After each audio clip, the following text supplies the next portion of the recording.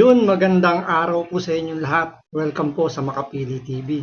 Eto na nga po, mukhang inaabsueldo na nga ni Ping Lacson itong si Pangulong Bongbong Marcos na isa sa mga mastermind ng mga maanumalyang flood control project ng DPWH. Kasi kung inyo maalala, sa statement ni Saldico, yung kanyang video na nilabas, bago siya humarap sa Senate Blue Ribbon Committee na mag-zoom sana siya, di ba? Kaso hindi pinayagan dahil nga mukhang nagbago nga ng statement si Saldico.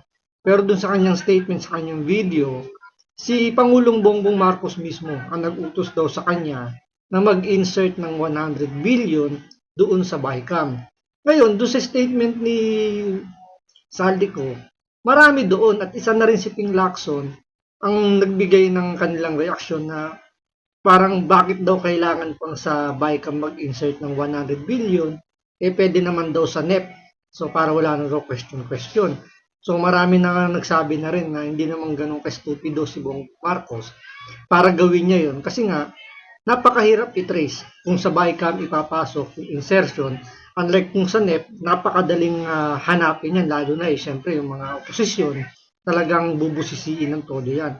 Ngayon, maliban doon sa pag-insert nga ng 100 billion, which is nalaman din naman ni Ping Lacson na totoo yung sinasabi ni Saldico na nag-insert nga siya ng 100 billion. Pero yung sinasabi daw ni Saldico na kinausap o inutusan daw siya ni Bongbong Marcos na magpasok ng 100 billion, hindi daw totoo.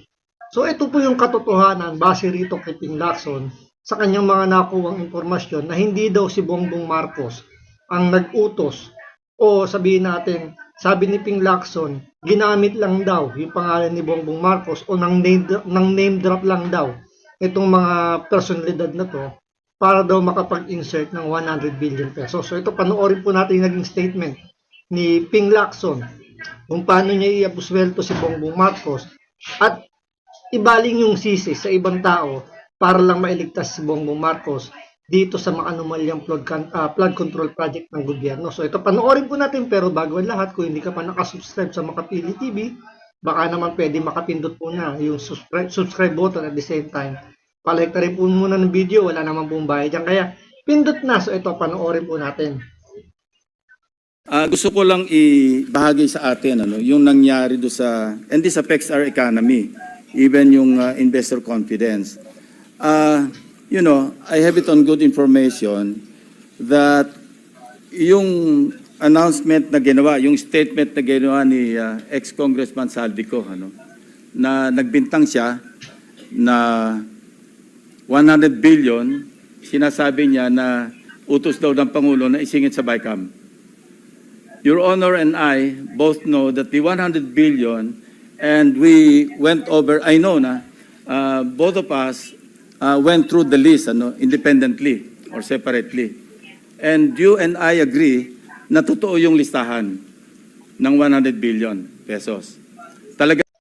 Ayan, take note Kino-confirm niya kasi nagdabas si Saldico nga ng listahan ng mga DPWH project na nagkakalaga nga ng 100 billion.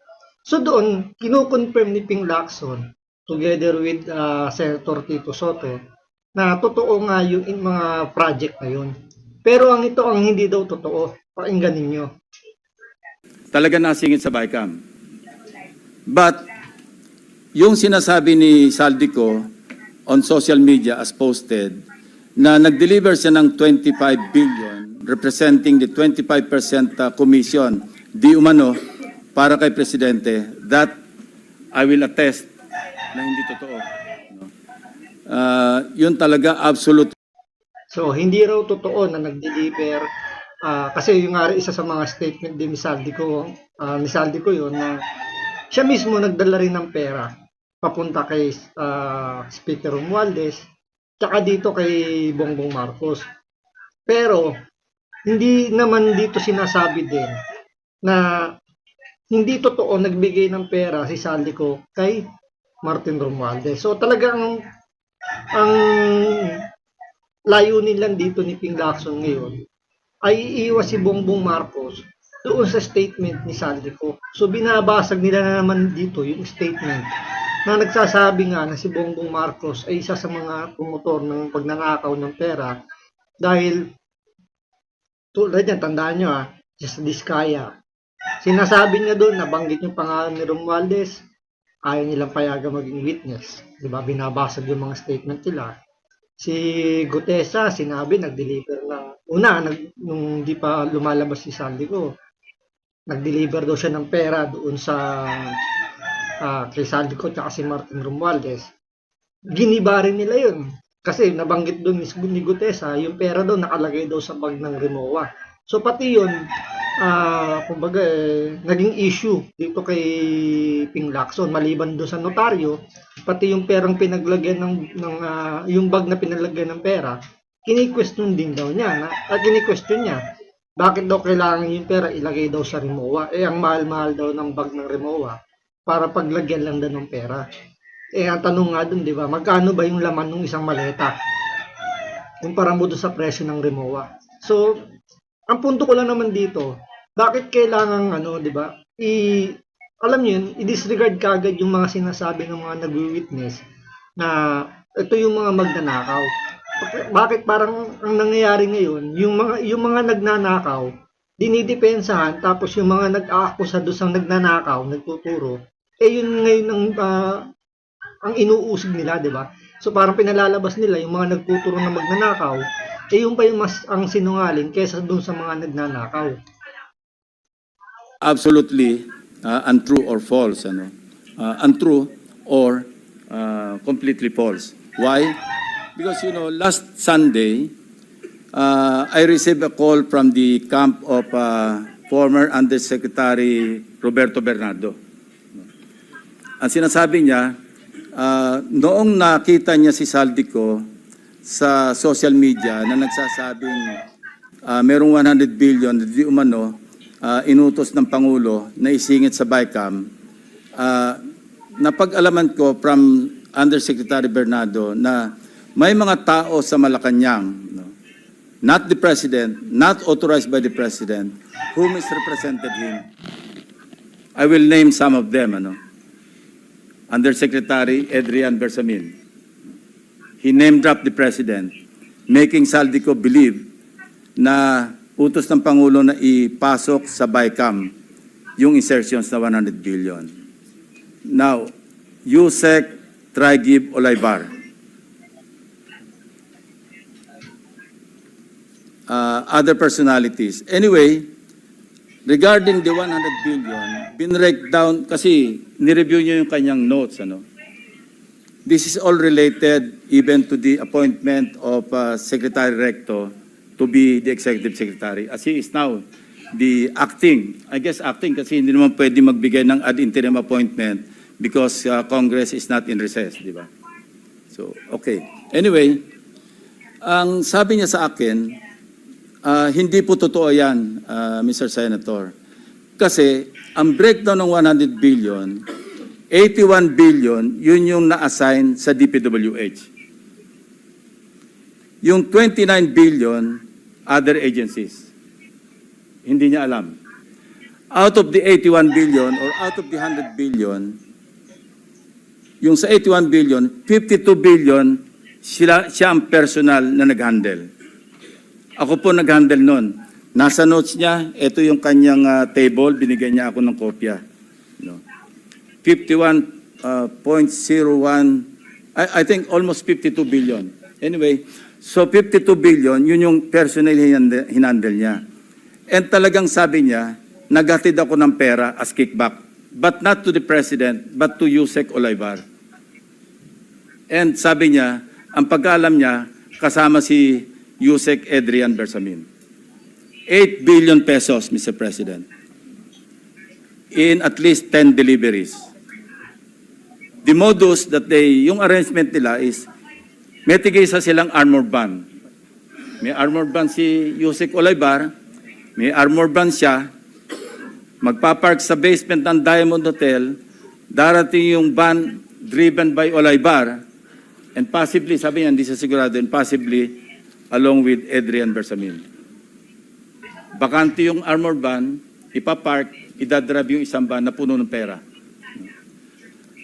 Ranging from 800 million hanggang 2 billion. Umabot ng 2 billion only because sometime in March, yung kanyang date na sinasabi from, I think, March hanggang April, yung delivery. Very good nga raw siya, sabi ni Yusek Alaybar, kasi nakakapag-deliver. Ang biggest kasi naipon, because March 11, natatandaan niya, inaapuran niya na si Undersecretary Olaybar, nakunin na kasi napupuno na at saka matagal na nakapark. Ang sabi niya, sabi ni Olaybar sa kanya, wag muna kasi magulo ngayon dahil inaaresto si dating Pangulong Duterte. So naipon yung laman ng van, sabi niya, mga 2 billion pesos. That was the single largest or biggest delivery that he made to Olaybar. Kung saan napunta, May napansin lang ako dito sa kwento ni Ping Lacson. Pag kinikwento niya yung nangyari, parang kala mo nandun siya mismo sa sitwasyon, nandun siya mismo sa lugar kung saan ginagawa yung transaksyon. Parang nakakalimutan niya, yung sinasabi niya, ikinuwento lang din sa kanya ni Yusek Bernardo, yung ex-DPWH na kumanta na, di ba?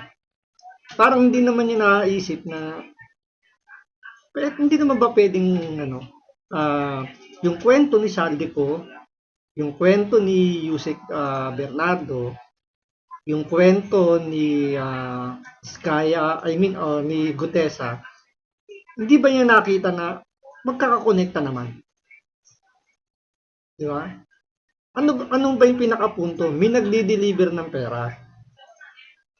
Whether sabihin natin totoo yung kinikwento ni Ping Lacson na si Yusek Bersamin, kaya si Trajib Olaybar, still under ng executive yung mga posisyon na hawak nila. At imposibleng hindi alam ni Bongbong Marcos yun. At isa pa, yung dalawang Yusek, si Bersamin at si Olaybar, mas close ba sila kay Bongbong Marcos at kay Martin Romualdez? Compare mo kay Saldico. Pwedeng may sariling kwento lang itong si Bernardo dahil meron silang sariling kumbaga meron silang sariling experience regarding nga dun sa pagdi-deliver ng pera. At iba rin naman yung transaction or experience ni Saldico sa pagdi-deliver niya ng pera. Kasi imposible naman na isang araw bigayan na ng ganong kalaking pera. Siyempre, chinachap-chap-chap yan. So, may ibang transaction si Saldico na hindi alam siguro dito ni Yusek Bernardo. At meron naman transaction si Yusek Bernardo na hindi alam ni Saldico. Pero dito, parang ang kinikwento rito ni Ping Lacson, parang nandun siya mismo sa lugar kung saan nagkakaroon ng transaction, yung usapan ng mga nabanggit na personalidad, parang nandun siya kapag siya yung nagkikwento. Pansinin ninyo. napunta, hindi natin alam. But personally, he knows or he knew that, kasi personally, nagpapalit sila, amounting to 8 billion pesos. 1 billion, he delivered to Secretary Bonoan. So that's 9 billion. Yung 8 billion was representative of 16% of the 81 billion or 82 billion. Ang usapan daw nila initially was 15%, Mr. President. Tumawad pa raw ng 1% si Olaybar, pero suspecha niya, natatawa raw siya dahil para sa sarili na lang ni Olaybar yung additional 1%. Kaya umabot siya ng 16%. 1 billion to Secretary Bonoan. Siya mismo nagbigay. So he was asking for my advice. Ang sabi ko sa kanya, can you put it in your own handwriting? And I'll see to it that it will reach the President. Isipan mo. But I took notes. When he was narrating what he was about to write down, I was taking notes together with my 2 lawyers. He was also with his lawyer. So, and that happened. The President received the handwritten narration. No? Ang sabi niya nga rito, eto, meron akong notes dito eh. Sabi niya, last quarter ng 2025, most likely last during the last days of October or early November 2025, 2020, ano to? Last quarter. USEC Trigib requested for list of projects. Siya nagpe-prepare eh. Of course, along with USEC Cabral kasi si Undersecretary Cabral naman ang tinatas ni Secretary Bunuan na mag-prepare ng listahan. Ito nga yung awkward, Mr. President, and we want to correct this. Ano? Bakit nauna yung funding saka palang maghahanap ng items? Hindi po ba dapat may items nang galing sa RDC bago po podohan? Yan yung isa sa mga hindi nila naiintindihan. Kasi nga, kinuwento na ni District Engineer Alcantara na may mga contractor na nagbibigay ng in advance na payment. So wala pa yung contract. Wala pa yung kumbaga hindi pa siya, nandun pa siya NEP. Kumbaga almost 100% na yon na matutuloy. So ang ginagawa ng mga contractor base kay District Engineer Alcantara, meron na nag-advance payment. So ibig sabihin, malaking kumpanya na contractor yung nagpapaluwal ng pera para ma-distribute kagad yung project. So hindi maintindihan dito ni Ping Lacson na parang paano kagad nangyayari yung transaction kung hindi pa yun go-go signal. Parang ganun, bakit nauuna? Sinabi na nga ni Alcantara na in advance, binabayaran na in advance nung, kumbaga nagte-take ng risk yung contractor na magbayad na sila kasi nga naniniwala sila na makukuha nila yung project at ibibigay sa kanila yung project kasi nga yung galawan na doon sa pagpili ng contractor, kabisado na nila at alam na nila kung sino-sino yung mga mananalo. At ang isa pa napansin natin dito, bakit kailangan mag-report ni Ping Lacson sa presidente para i-verify kung tama yung nakukuha niyang information? Di ba nga nag-iimbestiga ka? Ulitin natin kasi may nabanggit doon si Ping Lacson na yung doon nga daw sa handwritten kausap niya si Yusek Bernardo yata yon na nabanggit niya doon na pinasulat niya at ni-report niya sa presidente para i-verify kung totoo yung kwento na sinasabi ni Yusek Bernardo. So ito pakinggan natin ulit. Along with Yusek Cabral kasi si Undersecretary Cabral naman ang tinatas ni Sobra. sabi niya last quarter ng 2025, most likely during the last days of October or early November 2025, 2020, ano to? Last quarter. USEC Trigib requested for list of projects. Siya nagpe-prepare eh. Of course, along with Yusek Cabral kasi si Undersecretary Cabral naman ang tinatas ni Secretary Bunuan na mag-prepare ng listahan. Ito nga yung awkward, Mr. President, and we want to correct this. Ano? Bakit nauna yung funding? Wala, sandali ako na. Hindi ko na makakatandaan saan yan. Kalang. Ito, meron akong notes dito eh. Sabi niya, last quarter ng 2025, most likely during the last days of October or early November 2025, 2020, ano to?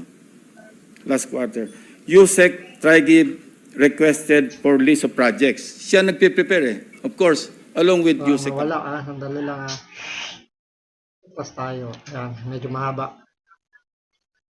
Asking for my advice. Ang sabi ko sa kanya, can you put it in your own Ito na handwriting? And I'll see to it that it will reach the President. No? Pinasulat daw niya in handwritten para daw makarating yung kay Presidente. Sisiguraduhin niya makakarating daw. So nag-iimbestiga siya pero nag-i-report siya sa Presidente. Akala ko ba may separation of power ang Senado, which nasa legislative sila, separation of power dun sa executive department.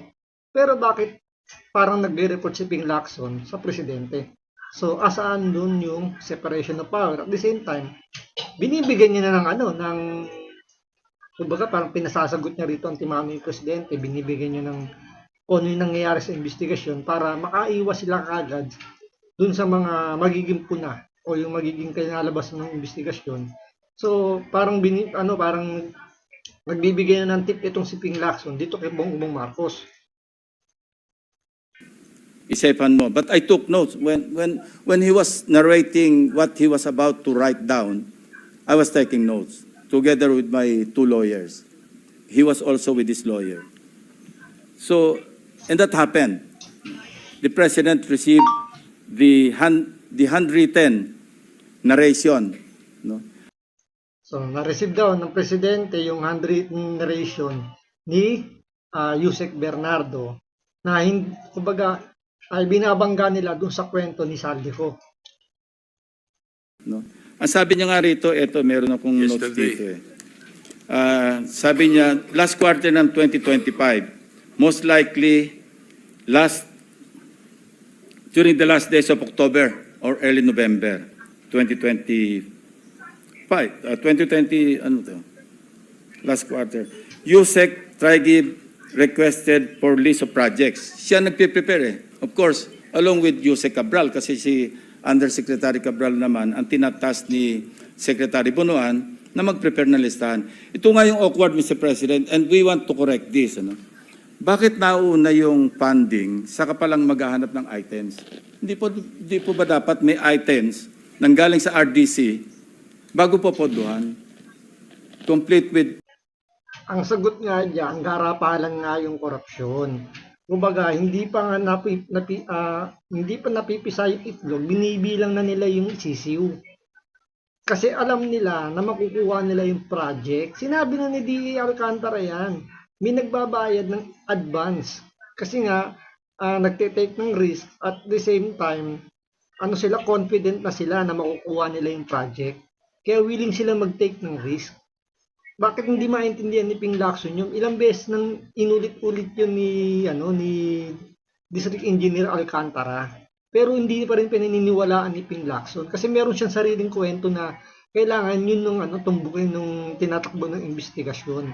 Kapag nadidiin na dun yung Panginoon nila, kahit sinabi pa sa kwento yun, hindi niya na binibigyan ng diin yung kwento. At ang mas bibigyan niya ng pansin yung narration niya na kung ano yung kwentong dapat para masagip si Bongbong Marcos. Complete with program report, complete with planning.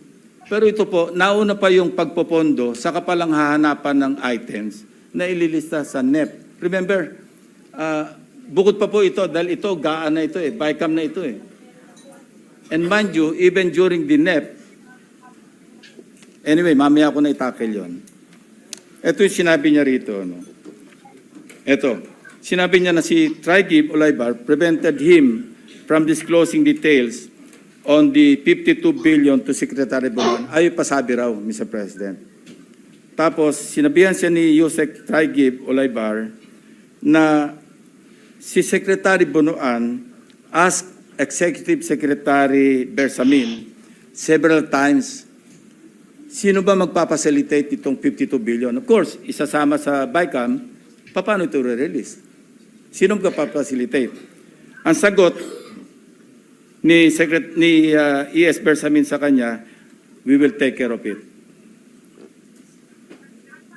Sila na raw ang bahala kung paano ayusin yung 52 billion. Now, I'm not defending.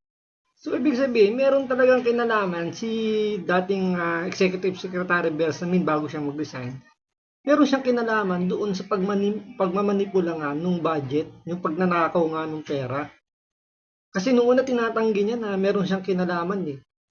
Tapos nung nag-resign siya, ngayon naman inilabas ni Ping Lacson na may knowledge si Executive Secretary Bersamin. So nagkakaroon na ng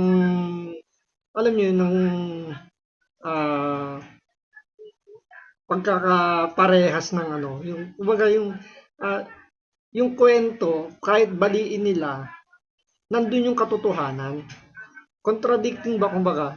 Contradicting kasi sabi ni Bersamin, wala daw siyang kinalaman diyan, wala daw siyang naririnig gano'n. Pero sa kwento na nilalabas ni Ping Lacson, alam ni Executive Secretary Bersamin. So, dapat, since nag-resign na nga si Bersamin, dapat ipatawag din niya sa Senate Blue Ribbon Committee. I'm not defending the president, Mr. President, but Hindi daw dinidepensahan yung presidente. Bakit mo in-inform yung presidente tungkol doon sa kwento ni, ni dating Yusek Bernardo? At the same time, ito nga yung kinagagalit ni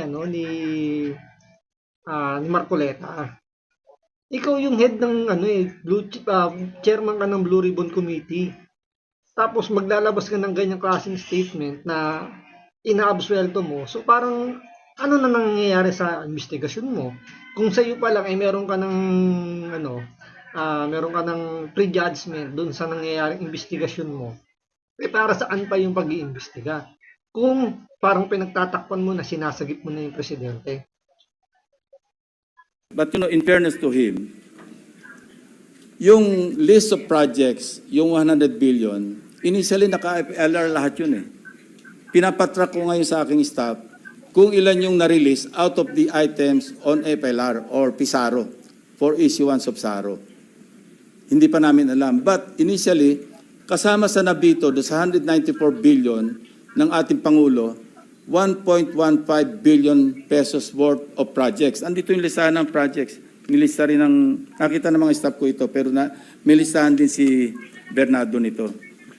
Kung alam ni Pangulo at siya nag-utos na mag-insert ng 100 billion sa GAA, sa BICAM, bakit niya ibibito? Yan din ang observation ni Your Honor, di ba? Sabi niyo rin, because you also examined.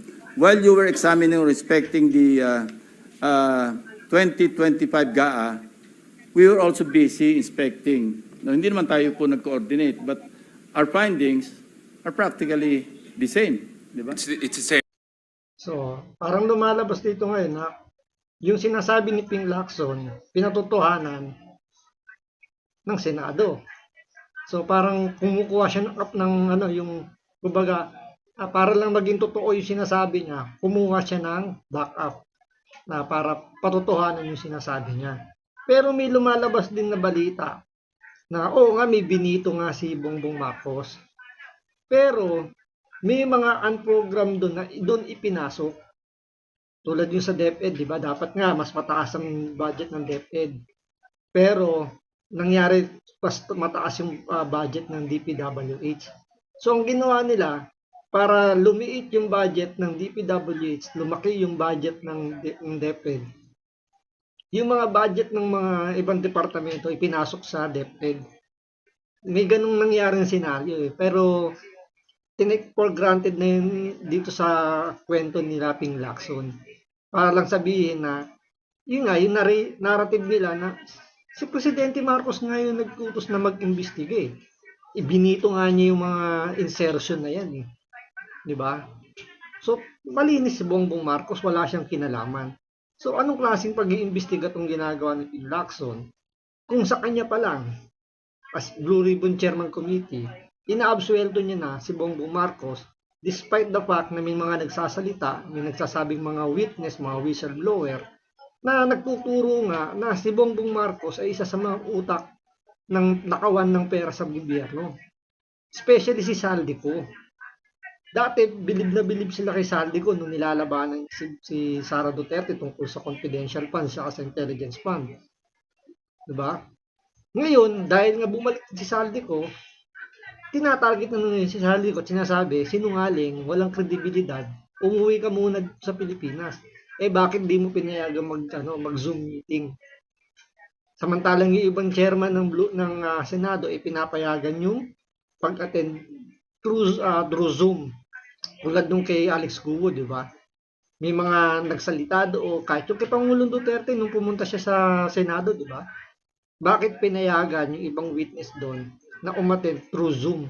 Pero ngayon dito, nung magsasalita dapat si Saldico, hindi pinayagan ni Ping Lacson. Kasi mabubulaga na naman siya kasi mayroong mga bali-balita na si Saldico dapat, yung kanyang surprise witness, yun nga lang nag-iba ng tema, umiba ng landas, at madidiin si Bongbong Marcos, kaya hindi niya pinayagan na lumabas. Kaya ang ginawa ni Saldico, naglabas na lang siya ng video na sinasabi nga niya na si Bongbong Marcos ang nag-utos sa kanya na magpasok ng insertion dun sa BICAM dahil alam naman ng marami, ang BICAM hindi kaagad nalalaman kung sino-sino yung mga proponent. Kaya hanggang ngayon, iilang congressman lang ang na nasasambahan ng kaso kasi nga hindi matrace kung sino yung proponent. So abangan natin sa mga susunod na araw pa kung ano pang mangyayari rito dahil masyado pang malaki yung kwento ni Saldico na hindi pa nabubuksan at yan ang ating aalamin. So maraming salamat po sa panonood. Ingat po kayo lagi. God bless.